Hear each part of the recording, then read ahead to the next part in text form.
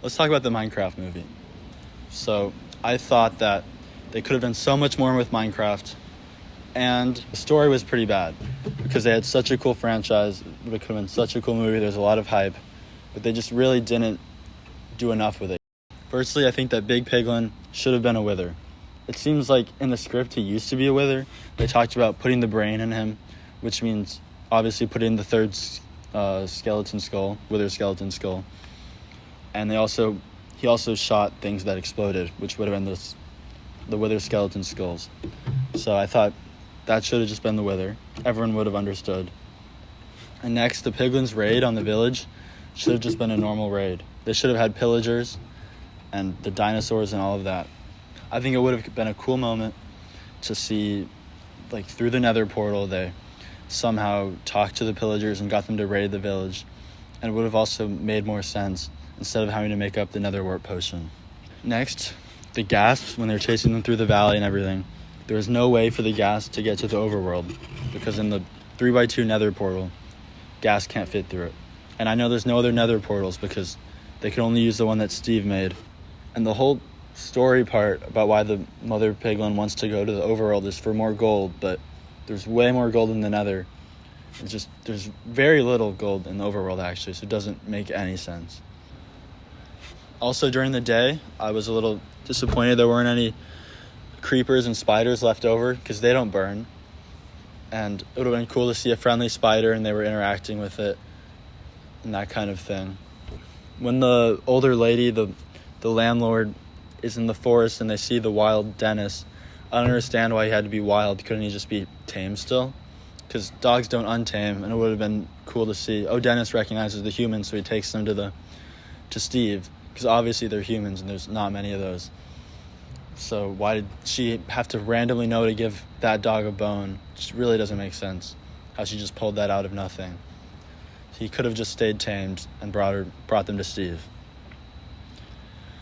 And then also, it was weird how no enchantments existed.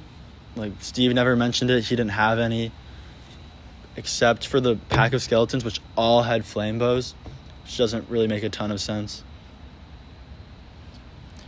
And also, this doesn't really matter, but only some of the mobs turned to items. Like all the overworld zombies and stuff, when they killed them, they just laid on the floor like corpses, but the piglins turned into pork. Doesn't make a ton of sense.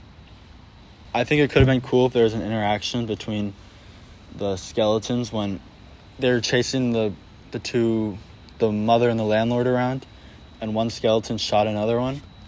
It would have been cool to see the skeletons turn on each other and fight, like in Minecraft. Instead, they had to have them all die in a fire, which wouldn't have happened. It would have been cool if they got away by the skeletons turning on each other, showing it's not like the people versus the world, it's really just a world. Also, in the Woodland Mansion, when they're fighting the axe guys and the Vindicators, how come no magic was used, like Steve said? Steve mentioned that they had magic, but none of the spikes came out of the floor. They didn't summon any vexes. So that part doesn't make sense to me. Hunger wasn't relevant, but I guess that's fine. And Steve also somehow didn't have any horses to travel or any elytras. He didn't use the elytras to travel, so they walked over foot, which doesn't make a ton of sense to me. Obviously, Steve killed the Ender Dragon because he had 2 elytras. So Steve beat the Ender Dragon, but he only had 1 Ender Pearl, and it was somehow valuable to him, even though he has access to the end and nearly infinite Ender Pearls. And why couldn't they show the piglins becoming zombie piglins in the overworld? Obviously, they showed them zombifying, but it was implied that they died, when it could have been cool to see how they all become docile and are just zombie pigmen hanging around the overworld when the sun comes out. And back in the village, when the landlord and the sister were looking for a map, I thought it would have been a good bit to allow them to buy the map, but realize that once you have the map, you have to explore the land yourself for the map to fill in. They just kind of missed that. It would have been kind of a cool moment. Or funny, at least, to me. And then one more thing, a little nitpicky, but wouldn't they be able to respawn? Because it's a game, right?